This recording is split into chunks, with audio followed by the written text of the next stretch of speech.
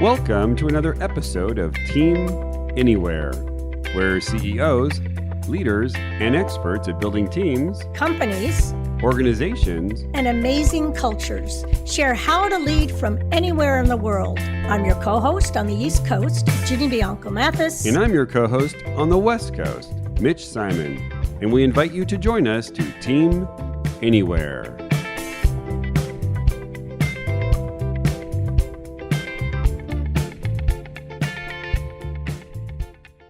Today on Team Anywhere, we interview Steve Hart, an executive coach with a professional development group, and Wayne Tarken, who founded the Agile HR Consortium. Both Steve and Wayne are facilitators at the Fox School of Business at Temple University, where they teach Agile leadership. They share how to bring Agile to remote leadership through breaking down large projects, creating trust, and practicing open communication and inclusivity. Welcome to a new episode of Team Anywhere, and I'm Ginny Bianco Mathis on the East Coast with my colleague Mitch Simon on the West Coast. And today we are very happy to have two exceptional practitioners and professionals in the field talk about the kinds of things they are doing that are going to weave methodology with accountability and agile workplace, which I think is fascinating. We have Wayne Tarken and Steve Hart. Welcome. Thank you. Thank you. Glad to be here. Yeah, this is wonderful. And so let's start just telling us a little bit about how you all started working together and doing what you're doing. Well, I guess Steve and I have known each other for many years in the HR space, me being consultant, he being internal. And, I came up with this cockamamie idea about can we use Agile and human resources to really transform the organization. And I've been in HR for 20 years, inside, outside, and we just, we talked about it, and he invited me to come to his class, and we delivered a session. The students liked it, and we decided, let's see if we can create a model out of this to really evangelize the concept to move it forward. Yeah, it really started when I was looking for a guest speaker for my class at Penn, and the guy that I was actually scheduled to be with that day got stranded in Australia. So I asked Wayne if he would mind coming in at the very last minute to share with the class this notion he had of Agile and the way in which he come up with it. So it was a really great thing, and just watching it sort of be facilitated that night with my students led me to some. I felt very powerful about it. It had a lot of energy to it. A lot of creativity was coming out of the students. So we talked about the possibility of turning that into a course that we teach together at Penn, and so we did that starting last January, and put our Agile leadership course together for Penn, and we ran it for the first time last January for 14 weeks. Wow, fabulous. And then I also see that you are using it and perpetuating it, and it is being used successfully with a lot of different organizations. And can you give us, maybe cover a couple of those structures that you talk about and give us a specific example, make it real? Yeah, I think let's talk about meetings. Those things that people do every week for 2 hours that people get bored to death, and people start looking at their phones and texting, and I don't know. Sometimes I wonder which is worse, root canal or having meetings. And at least with root canal, once you get the Novocaine, the pain's gone. But I'm not sure with meetings. The only thing changes in meetings are usually the due dates on the deliverables that haven't been achieved yet. And so Agile has a few mechanisms, but basically it says we want to break down large projects, activities into smaller components. And so it looks at meetings and says, instead of that daily an hour meeting or weekly 3-hour planning meeting, let's come up with shorter 15-minute sessions every day where we ask 3 questions. What did you do yesterday? What are you going to do today? What got in the way? And so what that does, it helps companies, it helps leaders identify problems more quickly. Mm-hmm. Imagine if you had a meeting where once a week you had assignments on a Monday, people went out and did their work. You come back the next Monday and people tell you they didn't really get anything done. They had a problem or things like that. So by having the daily short meetings, you identify those problems right away and then you can solve them. So if we call it liberating structures, Mm-hmm. and it's one of those things that you can do that really can transform your organization, and it's really simple to do. And we bolted on the one other thing we found is that if we can incorporate a lot of these agile principles into what people do on a daily basis in terms of their lives and the way they do work, it has a better chance of being sustained. And that's one of the things that we've seen happen. Right. In fact, I've seen in some of your other videos, you talking about one of the problems with managing a project and getting things done is we just see this huge boulder in front of us, right? Yeah. And how do we attack it? And you just mentioned, well, you can't, you've got to cut it up. And that 15-minute kind of meeting certainly resonates. Yep. You also have in the model, you talk about the overlay of 7 practices. Mhm. And that I think really has a lot of meaning for us today. And could you share what some of those leadership practices are that you are I'll trying share a to couple. emphasize? Sure. The first one is really critical in my mind. And that's about creating a safe space for people to work together. And you've got to have what's really essential about actively engaging with Agile is there needs to be trust and open communication and inclusivity. So in order for those things to flourish, you need to have a leader who sets a tone at the top that it's okay to have challenging conversations. It's okay to speak your mind. It's okay to speak about what you see and share what you know. But not all organizations are calibrated that way. We find it has a sort of a cultural element to it. So that's almost one of the very first things that we look at when we work with an organization. What is the culture of your organization for allowing this kind of experimentation, this kind of open source communication going on, so that people can explore all of the avenues of possibility in order to come up with a project that they can buy into? And if that's not there, what do you recommend?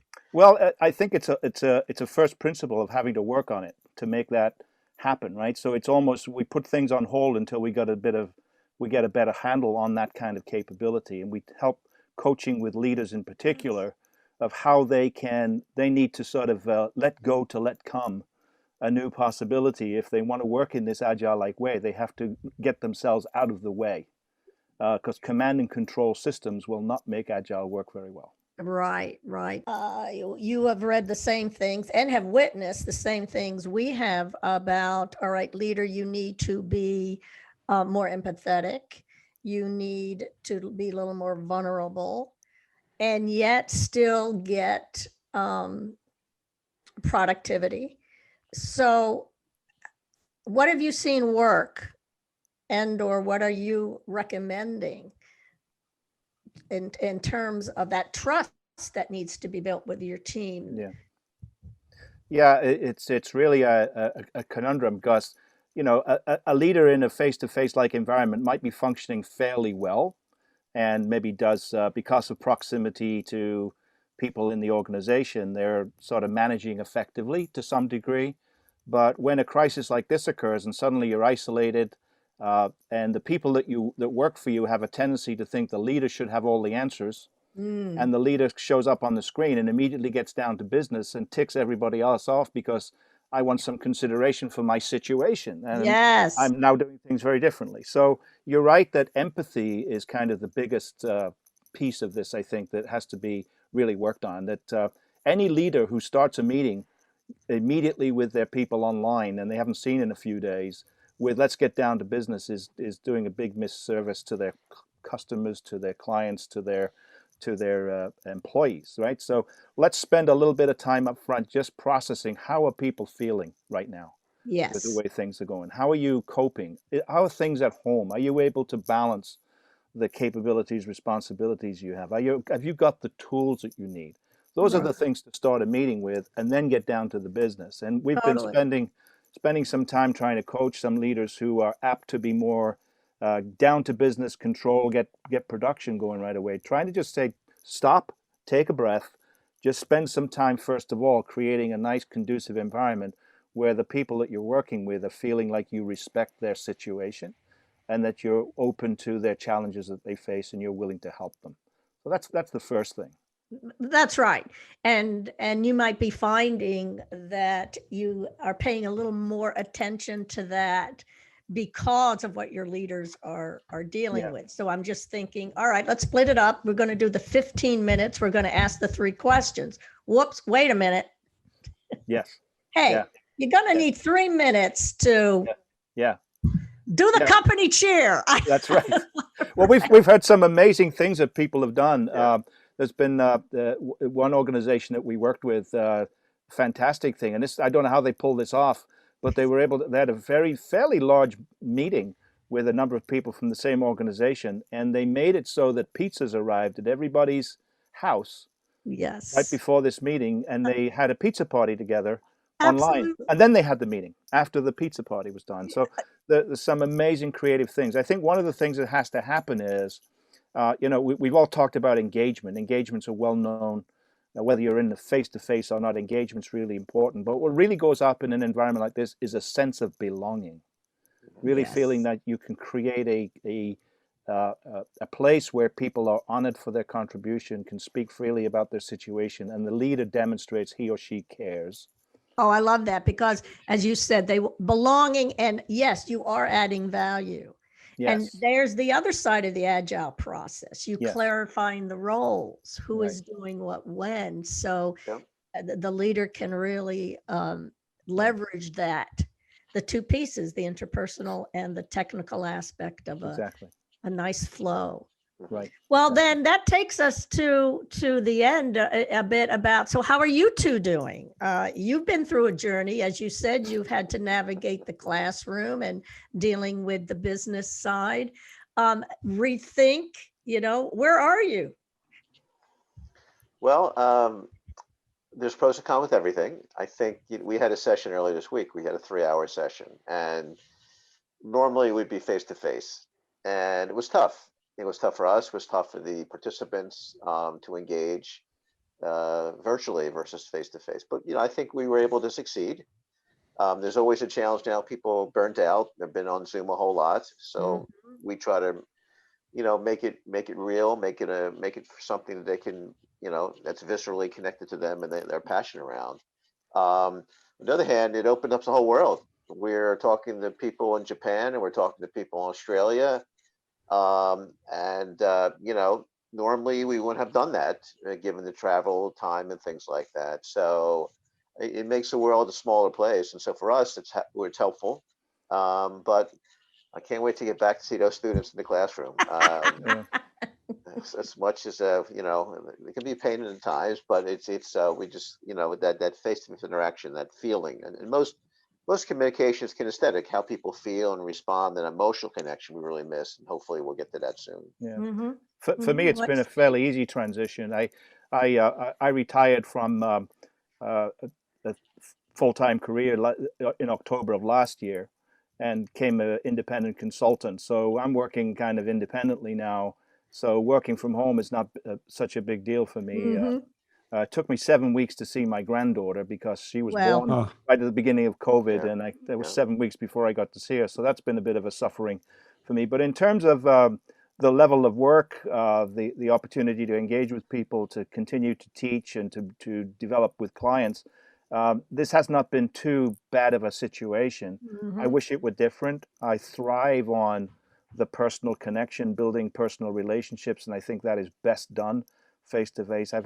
Wayne had a lot of connections already before we began this journey, so I've ridden his coattails to some extent of sort of riding on the relationships he's already had and developing my own version of them. But that's the only downside from my perspective. But I'm glad in many ways I'm not in full-time leadership responsibilities right now for an organization, because I think it would be, I tip my cap to all of those leaders who are making their organizations work and trying to do the best they can under these circumstances. And it's an awful situation. It's been so long, and there's seemingly no end in sight at this point. So more power to them, and I hope that they can learn and grow and continue to keep their relationships going well. And that's what they're saying. They're just learning and growing.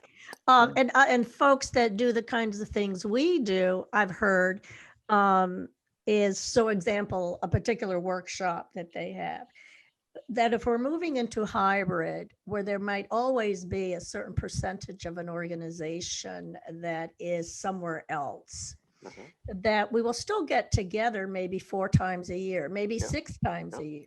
So we may then have to insert consulting, facilitation, training.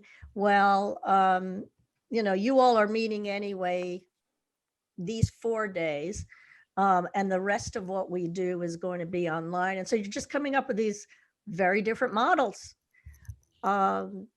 Because yes, folks are saying, yes, maybe not the, even if we all go, like Google is thinking of, all remote, we'll still be getting together physically in different ways, right? Pods that we have all over the world, something. Well, a vaccine will certainly help, when people can feel a little more confident about getting it. That'll certainly be very helpful, and it'll raise people's confidence that they can get back to some kind of social interaction, which is so critically important for mental well-being as well as physical well-being, right? So if we're interested in the well-being of our employees, and yet this is still sustained, I think conceptualizing some kind of hybrid event or hybrid way of working is probably the best thing to do until we're sure we can get back to some form of normality. Totally. As someone else put it that we were talking to, you need to get together to build up the social capital to then go back and work within your individual. Well, the most important thing you want in any organization is trust in leadership. And my sense of that is that it's much harder to create that when you're remotely and isolated from people. You have to be mindful of actually spending the time. I am establishing that piece of my leadership. And it's hard to do anything without it.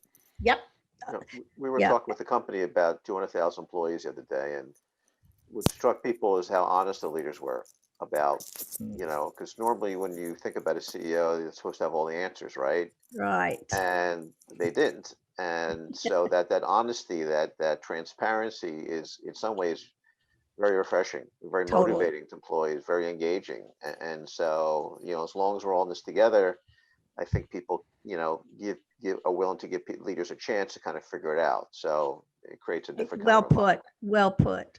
Wayne, I got a question for you. Is now that a lot of your students and your clients and your leaders have had to be more empathetic, have had to be more honest, what's the feedback that you're hearing from the employees that you're working with, or the leadership teams that you're working with, who are now experiencing a new leader, quote unquote, a new leader or a new approach because we've had to be more honest? I think that the results have been very positive. I was talking to one leader in a recruiting agency, and she was talking about, the first couple of meetings she had with people, all her employees were crying about things. And normally, you're not supposed to cry in baseball. You're not supposed to cry in corporations either, right? So, but it was okay. She understood, and there was a human side to it. Just like my cat would jump up into Steve's cat or a dog. Or your kids run in. It used to be a no-no, but now it's considered part of who you are. And so I think again, not every leader's like that, right? I think that's what's going to be a differentiator in business going forward. Is, do we have CEOs that are empathetic and can be more supportive and nurturing about people? And I think that's also driven by the millennials and people, younger generation, who expect those things from their leaders, even before we had COVID. You know, a couple of years ago, you had CEOs talking about sustainability and the environment where you never would have had them talk before. So I think the COVID just really accelerated that process of having leadership who are humble and transparent and care and you know, demonstrate they walk the talk in terms of how they interact with people. Yeah, another dynamic of that, Mitch, that I think I've observed is the notion about if you as a leader express compassion for the people that work for you, they in turn will return it to you. And I think that's something that we've learned a lot about. You know, that human side of the enterprise, right? If you tap into that and you really make a connection with people and you demonstrate your own compassion for people's situation and circumstances, you're flexible about schedules, you allow them some degree of freedom about when and how they get the work done, as long as they meet your objective, and you're open to that, and you demonstrate that compassion, then you get it shown to you as a leader. And I think that's important too, because leaders need as much hope and encouragement as anybody else does. Right. And you get that from the people that work with you. And that again sort of then builds that trust level that's so critically important for any endeavor. Mm-hmm. Great. And final question, we're going into 2021. Most likely we're not going to get a vaccine that is spread around the country so quickly. If we've got 9 to 12 more months of this working from home, working from anywhere, what's your biggest suggestion for leaders to double down on over the next 12 months? That's a great question. I think, again, go to an agile principle, right? Shorten your timeline of planning. Bring things much closer in. I'm working with a nonprofit right now that usually does a 3-year strategic plan. We've decided we're abandoning that process, which actually is supposed to happen in December of this year. We're going to a 6-month plan. And then once we reach 3 months into that 6-month plan, we'll take another look. So I would say that the best thing to do is to shorten your horizon on the cycles of planning that you do strategically, so that you're able not to overwhelm or not manage yourself out of an opportunity because you've made a commitment to a direction that isn't compatible with what shows up 2 months later. So that's my biggest advice, along with continue to be empathetic and compassionate, is to shorten your time horizon for action, break it down into smaller parts, and move incrementally until people feel some ground under their feet, and then start to move more purposefully into longer range planning once you see some distance accruing from your efforts. Great. Thanks, Steve. What about you, Wayne? From a more technical perspective, I think a lot of companies are looking at talent a little differently. They're talking to one company, utility company, they made a commitment not to lay anybody off. And so some companies did that. And so how do you do that? And they realized they needed a lot more flexibility in terms of how they would assign people to specific jobs and work. And more companies are talking about kind of internal marketplace where they can put employees who may not have a specific role in kind of a bucket that other people can pull out as needed for different opportunities. It's kind of like an internal free agent, a gig economy. Yeah. I think it's still early on. The software, the systems are getting better to facilitate that. So I can foresee next year you're going to see a lot more of that companies are going to be a little more flexible around talent and applying talent to the opportunities as they arise. That's nice, Wayne. Yeah, I like that. The real design, real job design around realities, not what we think it needs to be. Exactly. And how do you tie in robotics and artificial intelligence? I mean, all these are interesting conversations that CEOs and their HR leaders really need to focus on. Excellent. Right. Well, thank you, gentlemen. That was an incredibly uplifting for the future, and also really gave us all like better insight into what Agile is and how you can actually use Agile in the HR setting or in pretty much any setting in a company. Yeah. Thank you. Thanks for great. My pleasure. Thank you very much. Thank You're you. welcome. Bye-bye. Bye-bye. All right. Well, thank you all. And thank you for listening to another episode of Team Anywhere.